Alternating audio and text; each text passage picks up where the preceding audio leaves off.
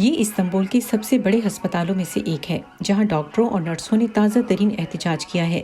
Covid کی وبا کے دوران طبی دیکھ بھال کی صورتحال پر مایوس مریضوں اور ان کے لواحقین کی طرف سے پرتشدد حملوں کی لہر بھی دیکھی گئی ہے۔ ترک میڈیکل ایسوسی ایشن کے مطابق 84% ڈاکٹروں پر حملے ہوئے ہیں، جن میں گزشتہ سال روزانہ 30 کے لگ بھگ حملے کیے گئے۔ ترکی کو افراط زر کی 50% شرح کا سامنا ہے اور اجرتوں میں ہونے والی کمی کے منفی اثرات سامنے آ رہے ہیں۔ Pandemiden sonra sorunlar daha da katlanarak وبا کے دوران مسائل کئی گنا بڑھ گئے ہیں۔ ہم یہاں اپنے کام کی صورتحال اور ڈاکٹروں کے خلاف بڑھتے ہوئے تشدد پر احتجاج کر رہے ہیں۔ ہر سال اس تشدد میں اپنے ساتھیوں کو کھو دیتے ہیں۔ اس وقت ڈاکٹروں کے بیرون ملک جانے میں اضافے کے بارے میں بھی انتباہ کیا جا رہا ہے۔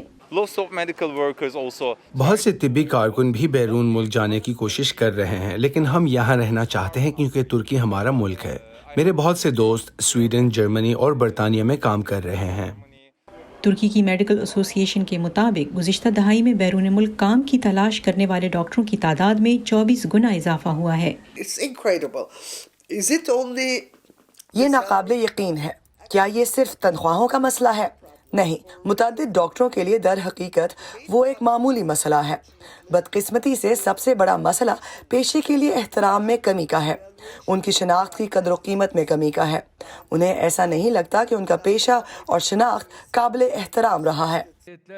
ترکی کے صدر رجب طیب اردوان نے ابتدا میں ملک سے ڈاکٹروں کے اخراج کو یہ کہتے ہوئے مسترد کر دیا کہ ڈاکٹروں کو جانے دیجیے، لیکن اردوان کی اہم داخلی کامیابیوں میں سے ایک کو خطرے کا سامنا ہے، یعنی ترکی کے یونیورسل ہیلتھ سسٹم کے ایک حصے کے طور پر ہسپتالوں کو وسعت دینے کے پروگرام کو۔ اب ترک رہنما نے کہا ہے کہ وہ ڈاکٹروں کی شکایات سننے کے لیے تیار ہیں۔ ڈاکٹروں کی تنظیموں کا کہنا ہے کہ وہ اب بھی صدر سے ملنے کے منتظر ہیں، اور یہ کہ جب تک حالات بہتر نہیں ہوتے متعدد ڈاکٹروں کو اس تکلیف دہ فیصلے کا سامنا ہے کہ آیا انہیں ملک میں رہنا ہے یا چلے جانا ہے۔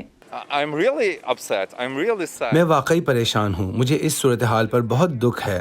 10 سال اپنا فرض ادا کرنے کا صلہ محض مجھ پر حملہ ہے۔ قلیل تنخواہ ہے، یہ میرے لیے ٹھیک نہیں ہے، لہٰذا مجھے اسے تبدیل کرنا ہوگا۔ میری عمر ابھی صرف 30 سال ہے اور مجھے اپنی دنیا بدلنی ہوگی۔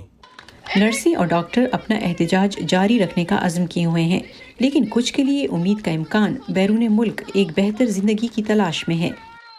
ڈورین جونز کی رپورٹ کے ساتھ نیلوفر مغل، وائس آف امریکہ۔